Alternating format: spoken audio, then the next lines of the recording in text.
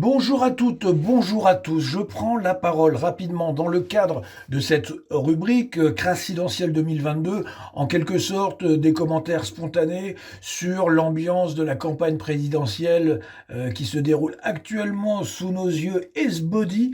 Je prends donc la parole, mais d'abord pour parler de ma petite épicerie. Le prochain numéro de Pavillon de chasse est en cours de solution finale.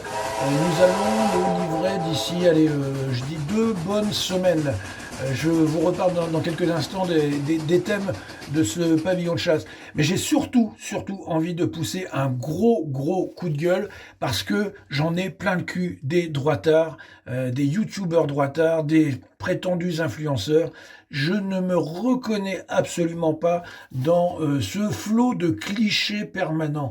Nous avons subi, et tout particulièrement moi étant donné mon grand âge, j'ai subi pendant 40 ans cette putain de doxa de gauche. Et maintenant, il y a une putain de doxa de droite. Ces espèces de petits trous du cul qui font semblant d'être d'extrême droite, tout en étant plus ou moins droitard, en s'interdisant de parler de tout type de sujets qui fâchent. Et dans ce pays, il y a des sujets qui fâchent parce qu'il y a un peuple qui souffre et un peuple qui est en train de se diviser et avec des communautés qui vont finir par se mettre sur la gueule. Et ces espèces de petits trous du cul passent leur temps à nous répéter les mêmes clichés minables. Pourquoi ? Parce qu'ils ne peuvent plus s'autoriser l'analyse politique. Il est temps de rentrer, mes amis, mais ça fait des années que derrière cette apparence de milieux nationaux, derrière cette apparence de dissidence, cela fait des années et des années. Et pour même dire la vérité, cela fait depuis toujours. Un peu cons sont ceux qui ont suivi cette espèce de narration et cette illusion. Depuis toujours, il y a quelque chose qui s'appelle la lutte des classes. Il y a donc des gens qui, en ce moment-là, sont en train de tirer des langues de 2 mètres de long pour pouvoir se payer un petit peu de diesel dans ce pays.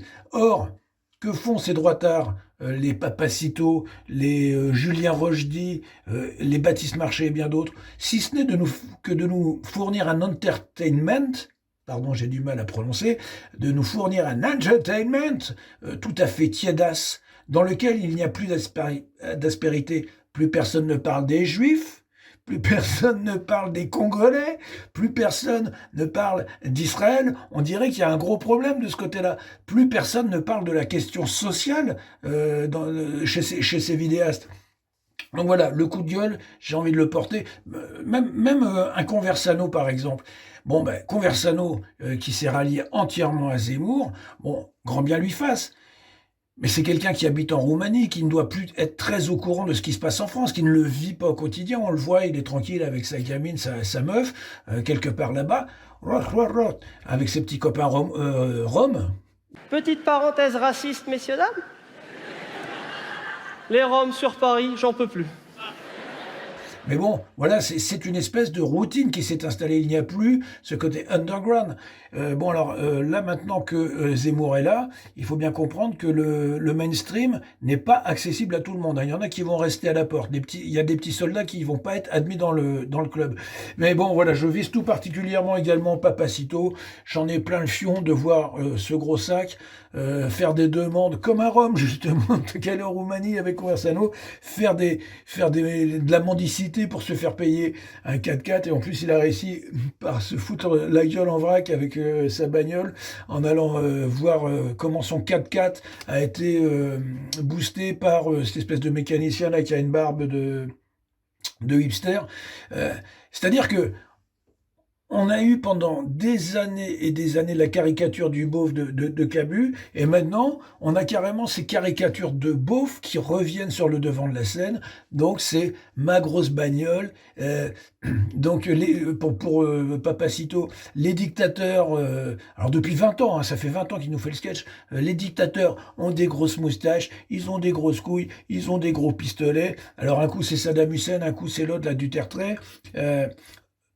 Comment il s'appelle, Baptiste Marchais, c'est « Oh, je mange des gros sangliers, j'ai des gros plateaux de fromage, des plateaux de fromage à 8 000 euros. » Et vous êtes que deux? Elle m'a dit, je te jure, c'est vrai. Elle m'a dit, pour deux, normalement, c'est ça. Je lui ai dit, mais ça, c'est ce que je mets dans un sandwich. Quand d'autres peuvent à peine se payer de la vache qui rit. Donc voilà, c'était un moment de coup de gueule. Ces gens-là n'ont pas été capables de créer, non seulement, c'est ça qui est grave, parce qu'on peut comprendre que côté politique, ça soit des brels, et qu'ils aient aucune conscience politique et aucune éducation de ce côté-là, mais du côté où ils prétendent exister, c'est-à-dire du côté culturel, en gros, il n'y a aucune œuvre qui émerge, il n'y a rien du tout. C'est-à-dire que c'est du volatile, c'est de la bonne bouffe. Quand ils nous annoncent qu'ils vont faire un film avec, je ne sais plus quelle entreprise, là je crois que c'est Terre de France, qui reverse des bénéfices aux familles de militaires. Moi, je suis le fils d'un militaire, je sors d'une famille de militaires. Je peux vous dire que mon père aurait pris leur parfum, leur boucle de ceinture, leur t-shirt et leur aurait mis dans le cul. C'est aussi simple que ça quand on est un vrai bonhomme. Mon vieux qui, lui, a été dans des unités combattantes sur les terrains pendant 6-7 ans. Donc lui, par contre, il avait vraiment pas la nécessité de gonfler les pectoraux et de faire du développé couché. Je vous garantis que c'est pas ça du tout les combattants. Et je fais aucune gloriole sur ce sujet. Oui, quand je pense aussi à ce pauvre Christophe Lannes, qui est soi-disant un droitard historien et qui nous rebat les oreilles avec des sujets rebattus, c'est-à-dire, et une fois de plus, encore Napoléon. Et putain, on le sait que Jean-Marie Le Pen a crié Jeanne d'Arc au secours, etc. Mais il y a de nombreux sujets qui posent problème ou qui devraient simplement aiguiser la curiosité. Vous voyez, là, par exemple, j'étais en train de lire ce bouquin, qui est un bouquin très rare d'ailleurs. Hein. Deux peintres et un poète, retour d'Algérie. Ce sont des juifs communistes qui sont allés en Algérie à l'époque et qui ont fait un reportage avec des croquis, des dessins, etc., où on voit réellement le visage de la misère algérienne à l'époque. Alors ça pose beaucoup de problèmes parce que on sait qu'il y a eu l'influence du Mossad, par exemple, dans la région de Constantine, qui a organisé des événements assez sanglants. Êtes-vous disposé à travailler avec le Mossad? Le Mossad, les services secrets israéliens. Mais il y a également tout simplement aussi l'engagement fraternel. Bon, effectivement, ils étaient communistes et ils étaient dans une démarche décoloniale. Les choses sont beaucoup plus complexes que ces petites chroniques merdeuses que les uns et les autres nous font. Quand on n'a pas été capable d'être solidaire ces 10 dernières années avec des artistes, je pense aux Brigandes, on peut ne pas les blairer du tout, ça c'est clair. Mais quand on n'a pas été capable de faire en sorte que ces gens puissent exister, faire des concerts, quand on n'a pas été capable d'aider, il y a d'autres gens qui ont disparu comme ça sans le soutien des uns et des autres. Pourquoi? Parce que c'est la politique de la communauté YouTube. Ce sont simplement des petits esclaves de l'Internet, ces gens-là. Et donc, forcément, ils ferment les yeux, ils se bouchent les oreilles, et finalement, ils ne disent pas grand-chose.